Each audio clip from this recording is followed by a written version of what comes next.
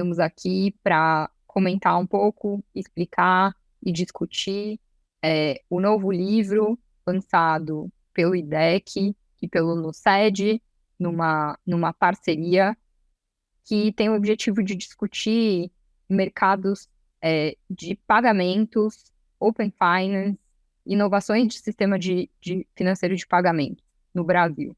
Eu estou aqui hoje com a Camila Leite, que vai contar um pouquinho do IDEC, para vocês terem um pouquinho mais de conhecimento sobre quem é esse parceiro do NUCED, que, enfim, organizou o livro junto com a gente. E aí eu já falo também um pouquinho sobre o próprio NUCED. Mas antes, Camila, por favor, conta um pouco do IDEC para a gente. Claro. Olá a todas e todos. Explicando um pouquinho o contexto do surgimento do livro e a participação do IDEC, né? O que que é o IDEC? O IDEC é o Instituto Brasileiro de Defesa do Consumidor, que é uma associação que há mais de 35 anos protege consumidores em diversas frentes, desde alimentação saudável, saúde, mobilidade, e um desses temas é telecomunicações e direitos digitais. E nesse esforço de entender a complexidade do mundo digital de maneira mais completa, de maneira mais holística, a gente tem entrado cada vez mais na temática concorrencial e mercados digitais. Então, o IDEC fez essa parceria com o NUCED, que é o Núcleo de Direito Concorrencial e Economia Digital da USP, para tanto manter o núcleo, que tem processos seletivos anuais, quanto para criar esse livro sobre esse tema que tem movimentado muitas discussões sobre sistemas financeiros de pagamentos também, que foi um assunto discutido pelo NUCED. Perfeito. E como a Camila antecipou, né, o NUCED, ele é um núcleo de pesquisa e extensão que fica dentro da Faculdade de Direito da Universidade de São Paulo, que é coordenado por mim e supervisionado pelo professor Vinícius Marques de Carvalho, com esse foco de discutir direito da concorrência e economia digital. E esse segmento, especialmente o segmento financeiro, o segmento de pagamentos, tem sofrido um processo de digitalização muito, muito importante nos últimos anos. Então, é muito por conta disso que a gente pensou no NUCED focar nessa temática e também por uma outra questão bem relevante, pessoal, que a gente, né, o motivo do livro existir é que não existe hoje, na verdade, muita literatura que permita acesso das pessoas a entender como que esses mercados funcionam, né, que traga para um contexto, inclusive de acesso para estudantes, para pessoas que queiram entender um pouco mais sobre esses mercados, de como eles funcionam e quais são as questões relevantes que se apresentam. Então, o objetivo do livro é muito esse, conseguir trazer e organizar esse conhecimento para as pessoas terem acesso a essa informação. E é nesse contexto que o livro está basicamente dividido em 4 grandes partes. E a gente também está aqui hoje com a Silvia Fagá, que é autora de um texto que está exatamente na primeira parte desse livro. Então, queria, enfim, agradecê-la pela participação hoje e pedir para ela comentar um pouco do texto dela, ela e os coautores escreveram, o foco, qual que foi a ideia desse texto que foi escrito para o livro. Obrigada, Silvia. Obrigada, Marcela. Obrigada, Camila, pelo convite de compor o livro, estar aqui hoje com vocês. Olá a todos e todas. Eu queria começar agradecendo os coautores que foram cruciais aqui na elaboração do artigo, a Ana Olímpia de Moura Leite, o Paulo Henrique de Oliveira. E a nossa ideia com o artigo foi dar uma ênfase, começando principalmente discutindo qual que é a importância desse segmento, desse setor de meios de pagamento, né? Talvez tenham duas grandes vertentes da importância dele. Um deles, mais sobre a ótica bem econômica, é justamente facilitar as transações em vários setores da economia. Eles acabam sendo uma forma de você reduzir assimetrias de informação entre compradores e vendedores, favorecendo transações que talvez acontecessem com mais ruídos ou com mais dificuldade, eliminando seleção adversa, eliminando risco moral. Tudo isso, então, reduz risco, reduz custos de transação e favorece até a redução de risco sistêmico. Então, sob uma lógica bastante econômica, a gente explica no artigo por que tudo isso acontece e por si só já seria um elemento bem importante que enaltece a importância desse setor.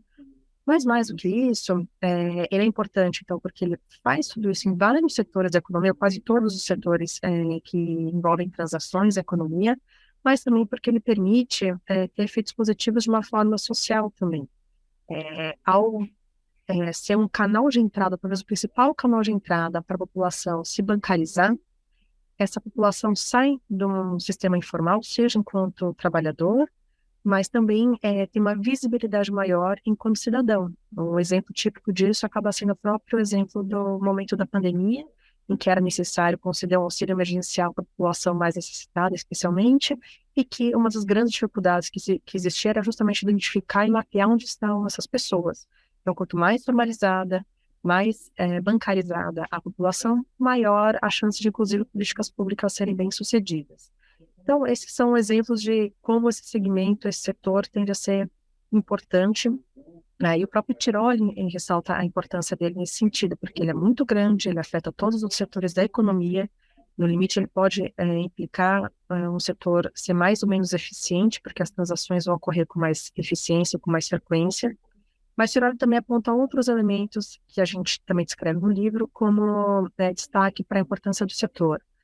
Seja porque ele também é complexo por ser uma plataforma que envolve vários lados, 2 lados, às vezes mais de 2 lados.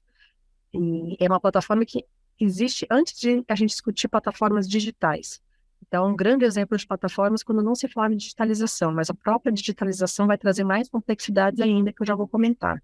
Mas o Tiroli aponta esse aspecto de forma bastante relevante e também aponta a questão de ser um setor que demanda uma intervenção governamental no formato de regulação ou intervenção das autoridades governamentais concorrenciais, justamente porque com essas intervenções esse setor pode se desenvolver de uma forma mais eficiente, trazer todos esses benefícios que eu comentei anteriormente.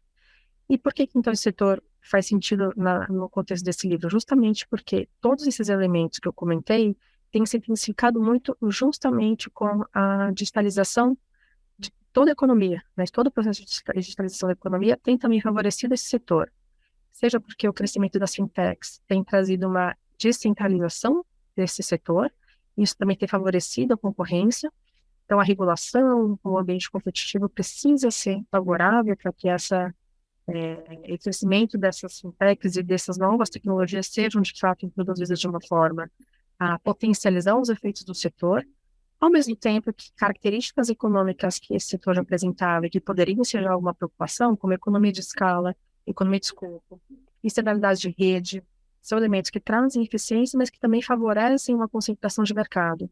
Esses elementos vão ganhando intensidade e vão ficando ainda mais preocupantes em um ambiente mais digital, em que tudo isso acontece de uma forma muito rápida. Então, novamente, a gente ressalta aqui a importância da regulamentação e da intervenção da autoridade concorrencial de uma forma célere e, ao mesmo tempo, eficiente, para promover a inovação, mas, ao mesmo tempo, tomando cuidado para que a intervenção governamental não iniba ou não traga nenhum tipo de dificuldade adicional para o desenvolvimento do setor. E aí, nesse sentido, eu acho que vários artigos do livro trazem essa temática. O capítulo da Camila discute especialmente as Big Techs, tem um capítulo do Vinícius, junto com a Fabiana, que também discute a importância que teve a intervenção governamental e também toda uma atuação do CAD junto com o Bacen para azeitar algumas regras desse mercado, favorecendo também a desconcentração e a introdução de medidas que favoreceram a concorrência e a introdução de outros mecanismos que também têm trazido mais, ampliado a base dos usuários e ampliado o uso de meios de pagamentos mais tecnológicos. E isso é importante porque o próprio crescimento do mercado e aumento do número de usuários favorece a eficiência do setor, seja porque aumenta a escala de operação, seja porque aumenta as oportunidades de entrada de novos players no mercado, seja porque favorece as externalidades de rede, que é essa ideia de que quanto mais usuários você tiver nos diversos lados da plataforma, mais ganhos tem para todo mundo que está nessa plataforma. Então, de forma geral, esse primeiro capítulo do livro tenta trazer justamente os benefícios, a importância, a relevância e os efeitos positivos que uma atuação nesse setor tem para a economia como um todo, assim como esses desafios justamente mais sobre a ótica regulatória e intervenção concorrencial para que esse mercado se desenvolva, trazendo esses benefícios que já são esperados dele. Marcela, eu devolvo a palavra para você. Muito obrigada, Silvia. E enfatizando, né, como a Silvia já adiantou, ela é autora desse primeiro capítulo do livro que fica na primeira seção. né? Essa primeira seção é chamada de A Regulação nos Sistemas Financeiros de Pagamentos Concorrencial. E o artigo que ela escreveu juntamente com a Ana Olímpia de Moura Leite e o Paulo Henrique de Oliveira é focado nessas questões tanto econômicas quanto concorrenciais regulatórias do mercado. Ele se chama Os Meios Justificam os Fins, perspectivas econômicas sobre os aspectos concorrenciais e regulatórios do mercado de meios de pagamento.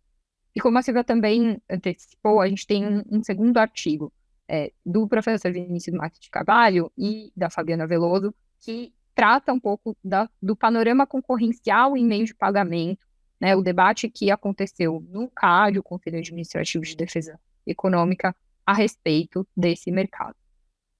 E agora, passando para a segunda sessão do livro, a gente vai voltar para a Camila para ela contar um pouco sobre o artigo que ela escreveu, tratando da entrada de Big Techs no mercado de meios de pagamento.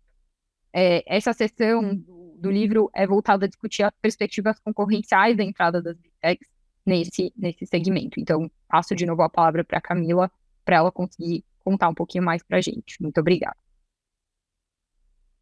Obrigada, Marcela. Bem, eu escrevi esse artigo com a Marina Fernandes de Siqueira e o objetivo foi explorar um pouco esses novos atores que não são tão novos assim, né? A Silvia trouxe muito bem o impacto da digitalização nos sistemas financeiros e de pagamentos. Muitas vezes a gente considera os atores tradicionais, então bancos tradicionais, que a gente tem toda essa discussão sobre a concentração nesse mercado, e aí o surgimento de fintechs que vem questionar a concentração desses bancos, né? Mas também a gente tem outros atores que estão adentrando nesse mercado, que são as Big Techs, nesses mercados, né, de forma ampla. E Big Techs entrando nesses mercados não só de forma isolada, né? Tudo isso faz parte de um grande ecossistema digital, no qual as Big Techs se inserem em diferentes mercados e cada vez vão ampliando suas funcionalidades também. E por um lado, isso traz muitas facilidades para as pessoas, né? Essa integração. Mas, por outro, a análise que a gente traz é de todas aquelas consequências que vêm sendo discutidas pela literatura, todas as características e consequências de externalidades de rede, enfim, de outras complexidades que o mundo digital traz. E aí, para isso, a gente traz um pouco desse panorama das características das Big Techs, de plataformas digitais, e traz exemplos internacionais de alguns casos e de como essas plataformas vêm entrando, nesses sistemas financeiros e de pagamento. Desde Apple Pay, por exemplo, que é uma funcionalidade já existente no Brasil, mas existem também funcionalidades que ainda não estão presentes no Brasil, como Amazon Pay. Um outro exemplo que a gente tem presente no Brasil e que é objeto do outro artigo dessa sessão é o WhatsApp Pay. E aí, nesse outro artigo, que depois a Marcela pode mencionar, foi escrito pela Vanessa, foi escrito pela Joana, elas analisam também como está ocorrendo esse desenvolvimento do WhatsApp Pay no Brasil e algumas discussões ao redor disso. O que o nosso artigo faz, então, é dar próximos passos em relação a isso. Então, considerando todo esse cenário de uma tradicional, né, de sistemas financeiros e de pagamentos que está sendo complementado pelas fintechs, mas aí considerando também o contexto das big techs se inserindo nisso tudo, a gente apresenta quais são algumas das funcionalidades que estão disponíveis no mercado brasileiro, algumas, outros não no brasileiro, traz exemplos internacionais de como isso vem sendo lidado, então tanto pelas autoridades concorrenciais em alguns casos, mas também, por exemplo, em relatórios de autoridades falando sobre essa atuação em mercados de pagamento, para a gente fazer uma proposição de como isso pode ser enfrentado. E aí, por quê? A regulação nesse tema acaba ainda sendo incipiente, considerar essas especificidades completas, né, de todos esses cenários, de uma regulação tradicional e de uma regulação considerando esses atores em específico. Para isso, a gente propõe uma análise ampliada, considerando toda essa questão concorrencial, de consumidor também, né? Então, quanto representante de uma entidade consumerista, é essencial que a gente considere o impacto para consumidores e também de proteção de dados nisso tudo. Inclusive, essa parte de proteção de dados é tratada também em uma outra seção do livro. E a gente faz essa análise, então, propondo quais são possíveis próximos passos da regulação, porque o que a gente tem atualmente por exemplo, a figura da iniciação de pagamentos, no caso, por exemplo, do WhatsApp Pay, que é tratado no outro artigo, mas que a gente ainda pode avançar nesses temas. Então, para tentar ser concisa e tentar dar um spoiler um pouquinho disso tudo, essa, essa análise geral apresentada no artigo que eu escrevi com a Marina Fernandes. Muito obrigada, Camila. Então, esse é um dos artigos, né? Como a gente já comentou, dessa segunda sessão. Nessa segunda sessão também, Camila adiantou, temos um outro artigo da Vanessa Coetz e da Joana Varon, chamado Big Techs no setor financeiro, o caso WhatsApp Pay e ampliação de monopólios de dados. E esse enfim, o resumo, né, muito rápido aqui que a gente conseguiu fazer desses temas, dessas duas primeiras sessões do livro Perspectiva e Controvérsias da Inovação Regulatória no Sistema Financeiro e de Pagamentos. Com certeza vale a pena a leitura para que os outros temas, né, que a gente não conseguiu aprofundar aqui, sejam melhor compreendidos e a discussão seja aprofundada. Muito obrigada. Tendo falado sobre as seções 1 e 2 do livro, ou seja, falamos sobre essa perspectiva concorrencial de forma ampla dos sistemas financeiros e de pagamentos, e tendo falado sobre a entrada de Big Techs nesses meios de pagamento, a gente passa agora para a seção 3, as mudanças nos sistemas financeiros de pagamentos, Open Banking e Open Finance.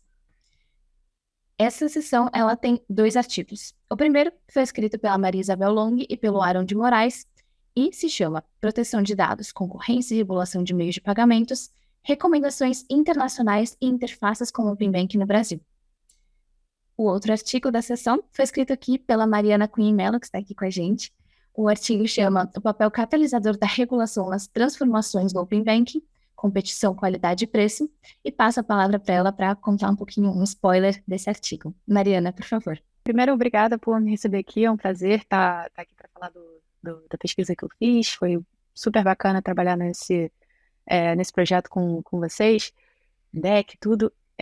Bom, como a Camila mencionou, o meu paper é basicamente uma discussão sobre o modelo de regulação do Open Finance no Brasil e, assim, em especial em comparação com outros modelos que existem aí pelo mundo afora, e como isso se encaixa dentro do papel que o Banco Central tem exercido aqui no Brasil, no desenvolvimento da competição.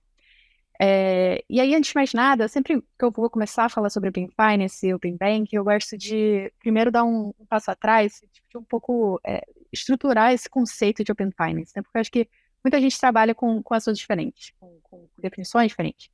Então, quando eu falo de Open Finance, eu gosto de destacar 3 pontos principais, logo de partida, que se trata de uma moldura regulatória específica, um conjunto de padrões tecnológicos para permitir o tráfego seguro de dados financeiros sempre a pedido do cliente, né? Então, sob um ponto de vista bem prático, assim, eu vejo que o Open Finance ele é a operacionalização do direito de portabilidade de dados financeiros, né, do usuário. E com base nessa estrutura, né, desse conceito de Open Finance, fica fácil da gente entender como é que o Open Finance funciona aí no mundo, né? Então, a gente discute lá no artigo que tem o modelo americano, o modelo da União Europeia, o modelo do Reino Unido, e como o Brasil, né, ele se aproxima mais, ele se inspirou muito nesse modelo do Reino Unido e se valeu de uma estrutura de regulação, né, que era com base numa autorregulação para a definição dos padrões técnicos, né, mas sempre com o Banco Central ali, com a decisão final, com a última palavra, todas as decisões que foram tomadas aí sobre o Open Finance, né.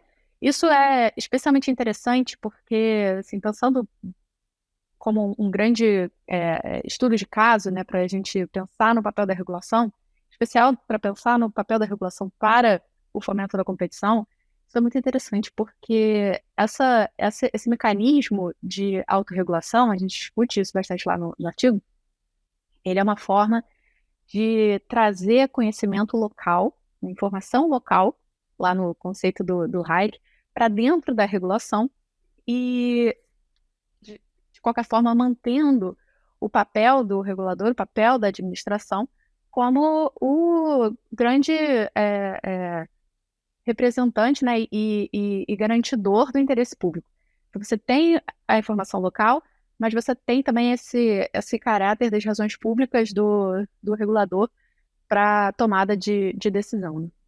E isso a gente vê, né, de forma bastante clara na regulação do Open Finance no Brasil, mas a gente vê também que isso é uma característica típica que o Banco Central tem feito já há muito tempo, e já desde os 10 anos que o Banco Central começa a adotar um pouco essa estratégia, né, de regulação, em especial nos últimos 5 anos. Isso também foi feito no Pix, por exemplo, que é um grande caso de sucesso, né? Claro que tem algumas diferenças entre qual foi a abordagem do Banco Central para essa participação, para essa coleta de conhecimento e de contribuições no P-Finance e no Pix, mas acho que o grande ponto para a gente extrair aqui do nosso objeto de estudo e de grande, né, interesse é essa abertura do regulador para receber o conhecimento local e tomar as decisões com base nas razões públicas. Então, no artigo a gente discute muito esses 2 grandes aspectos, né? O fato do Banco Central, na regulação do Open Finance, ter se aberto ao conhecimento local, de autorregulação, e também o fato do Banco Central ter mantido, né, a prerrogativa de tomar a decisão final. Com relação à autorregulação, já comentei aqui por alto, né? E com relação ao papel da regulação, né, assim, com relação ao fato do Banco Central ter segurado essa prerrogativa, né, de regulador, de tomada de decisão e de estruturação do mercado nesse sentido, isso se encaixa dentro do papel que o Banco Central tem exercido no mercado, da seguinte forma: o Banco Central já também há muito tempo, desde 10 anos para cá, ele tem desempenhado o seu papel, né, da regulação de 2 formas principais. Eles têm removido barreiras, né, na própria regulação, no mercado, para a competição, mas também tem trabalhado para construir condições materiais para que a competição possa ocorrer. Então, o Pix é um grande exemplo disso, mas o Open Finance é também um ótimo exemplo dessa atuação mais propositiva do regulador, não só para remover impeditivos, mas também para criar condições. E a forma como ele fez isso no Open Finance é por meio justamente primeiro do mandato, né, olha só, a gente precisa que os bancos ofereçam acesso aos dados financeiros, porque essa é a forma de garantir que competidores consigam oferecer crédito, oferecer serviços financeiros em pé de igualdade. E foi além para definir que não só os bancos precisam oferecer, mas essa é a tecnologia que precisa ser usada. E assim garantindo, né, a adoção mais efetiva, mais ampla enfim, da política como forma geral, né? E aí no artigo a gente discute um pouco isso e discute como isso se enquadra dentro da teoria da inovação, do Clayton Christensen, que é o grande pai, né, da teoria da inovação, inventou o conceito de inovação disruptiva e tal. E a gente faz essa análise, né, para mostrar como a atuação do Banco Central, tanto na remoção de barreiras quanto na construção de condições materiais, está ali. É basicamente o que o Clayton Christensen propõe lá na proposta deles também. Então, é um pouco essa a discussão que a gente faz, né? Eu acho que o Banco Central tem feito um papel exemplar, precisa ser estudado, né? Não só por conta do impacto que ele teve no próprio mercado financeiro, né? Mas por conta da possibilidade dos ensinamentos que esse caso, né, traz para a gente, possa ajudar a gente a pensar em outros mercados também. Então, isso que a gente propõe lá no artigo. Espero que vocês curtam bastante também. Muito obrigada. Muito legal você trazer essa abordagem desse mecanismo de portabilidade de dados e como você, por um lado, tem essa sabedoria local dos mercados pelo mecanismo de autorregulação, mas como isso é complementado pelo papel do Banco Central, que tem esse papel propositivo, inclusive de propor inovações disruptivas. E assim como o Open Finance, achei muito legal que você comparou também com o Pix, que é justamente o objeto da nossa sessão 4. Mas antes de passar para a sessão 4, eu queria lembrar que o livro Perspectivas e Controvérsias na Inovação Regulatória no Sistema Financeiro de Pagamentos está disponível tanto no site da Editora Singular quanto em plataformas de vendas como a Amazon. Esse livro que foi coordenado pelo NUCED, Núcleo de Direito Concorrencial e Economia Digital da USP, em parceria com o IDEC, o Instituto Brasileiro de Defesa do Consumidor. Então, é facilmente acessível para comprar tanto em formato físico quanto em formato EPUB. Chegamos à última sessão do livro. Na sessão 4, o tema é Inovação Estatal e Novas Perspectivas, o PIX e o Futuro dos Meios de Pagamento. Essa sessão tem 3 artigos. O primeiro artigo trata sobre o design institucional e a governança de pagamentos instantâneos, o PIX em perspectiva comparada, e foi escrita pelo Caio Mário da Silva Pereira Neto, pelo Ricardo Ferreira Pastore e pelo Gabriel Carvalho Fernandes. O segundo artigo trata da inovação nos meios de pagamento, Buy Now, Pay Later, PIX e o futuro do cartão de crédito. Ele foi escrito pelo Bruno Magrani e pela Rafaela Nogueira. E por fim, e não menos importante, a gente tem o terceiro artigo dessa sessão, que trata do Estado empreendedor, protagonismo estatal e o sistema de pagamentos instantâneos, o PIX. E aqui a gente tem a Fernanda Garibaldi para compartilhar um pouquinho com a gente um resumo desse artigo e o quanto esse tema ainda continua muito atual. Fernanda, por favor, se puder comentar um pouquinho com a gente, seria ótimo. Obrigada ao NUCED, obrigada ao IDEC pelo convite para fazer esse artigo, ao lado de tantos autores importantes, meus colegas aí na área de regulação financeira e concorrência. Então, foi um prazer. Meu artigo é um artigo que, na verdade, é um convite a uma reflexão. A ideia foi fazer um artigo simples e convidando a gente a pensar como a criação do sistema de pagamento instantâneo, a criação do PIX, foi uma iniciativa de empreendedorismo de Estado, né? Então, eu trouxe um conceito de um livro da economista italiana Mariana Mazzucato, de 2014, um livro bastante conhecido, chamado Estado Empreendedor, para falar um pouco do que foi esse projeto capitaneado pelo Banco Central em 2018, a partir de um grupo de trabalho, e depois o lançamento do PIX em 2020, e como ele mudou a cara do mercado de meios de pagamento no Brasil. Né? Então, o início ali do artigo, eu trago um breve panorama histórico de como era o mercado de pagamentos eletrônicos brasileiro ali, sobretudo o mercado de cartões.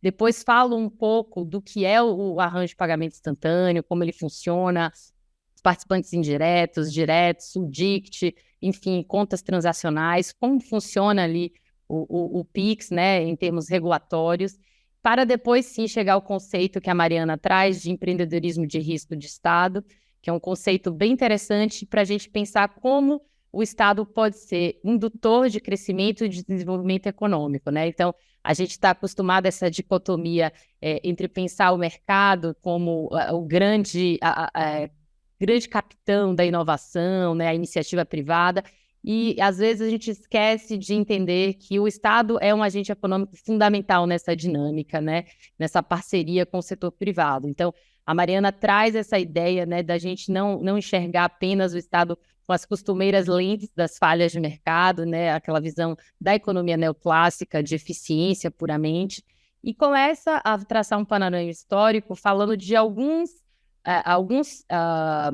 inovações que aconteceram, internet, telas touchscreen, GPS, várias coisas que a gente utiliza no nosso dia a dia, ferramentas de tecnologia que a gente utiliza no nosso dia a dia, que foram desenvolvidas a partir de pesquisa estatal, de investimento estatal, né? Ela olha muito para o mercado norte-americano, e não à toa, porque a gente tende a achar os Estados Unidos como a grande referência de mercado, né? Onde ali haveria um recuo do Estado, e ela faz justamente essa provocação da gente pensar que, na verdade, por trás de todas essas inovações trazidas por empresas super importantes de tecnologia, que mudaram a cara de vários produtos que a gente utiliza no nosso dia a dia, estava o Estado desenvolvendo pesquisa, desenvolvendo inovação, colaborando indiretamente para o surgimento dessas inovações e desses mercados. Então, a ideia foi aliar esse conceito que a Mariana trouxe lá atrás, em 2014, com o desenvolvimento do PIX. né? Para vocês terem ideia, na época da escrita do artigo, eu cheguei a usar a Lei de Acesso à Informação para saber o custo para o Estado brasileiro, né, do projeto de pagamento instantâneo capitaneado pelo Banco Central, 13,6 milhões de reais, então muito pouco em perspectiva quando a gente compara com outras tantas iniciativas do poder público, né? Então, um pouco mais de 10 milhões de reais para uma verdadeira revolução que a gente viu acontecer, sobretudo com a pandemia, onde ninguém poderia ir ao banco, e, enfim, a gente tinha que fazer tudo de casa, e transferências e pagamentos. Então, a ideia do artigo foi justamente fazer uma provocação a essa noção de que os mercados atuam melhor de maneira livre, né, e que o Estado, na verdade, tem que recuar e não ser um parceiro da iniciativa privada no desenvolvimento de produtos e serviços e técnicas que podem realmente melhorar o processo produtivo de vários setores da economia. Então, foi um convite a essa reflexão, que não se encerra, obviamente, nesse artigo, e queria agradecer mais uma vez o convite do IDEC e do NUCED para escrever sobre esse tema ao lado de tantos colegas que eu admiro tanto. Obrigada. Obrigada, Fernanda. O prazer foi nosso e muito legal você destacar aqui essa síntese, então, de como você traz a obra da Mariana Mazzucato, mostrando a importância do Estado atuar não só como corretor de falhas de mercado, mas também na promoção de inovação e algo que é tão palpável no nosso dia a dia, né? O quanto o Pix fez diferença tanto na pandemia, que foi um momento que realmente surgiu e foi muito relevante, mas o quanto continua sendo muito relevante e presente no nosso dia a dia. E com isso, nós finalizamos esse overview, esse sobrevoo do livro do NUCED, o Núcleo de Direito Concorrencial e Economia Digital da USP, e do IDEC, o Instituto Brasileiro de Defesa do Consumidor, o livro sobre perspectivas e controvérsias na inovação regulatória no sistema financeiro de pagamentos. O livro foi publicado pela editora Singular, está disponível no seu site, e aqui passamos por cima das 4 seções do livro. A primeira falando sobre a regulação nos sistemas financeiro e de pagamentos através da perspectiva concorrencial. A segunda seção tratando das perspectivas concorrenciais da entrada das Big Techs nos meios de pagamento. Terceira seção falando sobre as mudanças nos sistemas financeiro de pagamentos a partir do Open Banking e Open Finance. E terminamos falando sobre a inovação estatal em novas perspectivas com o Pix e o futuro de meios de pagamento. Esperamos que vocês comprem, acessem e disseminem esse material. Muito obrigada.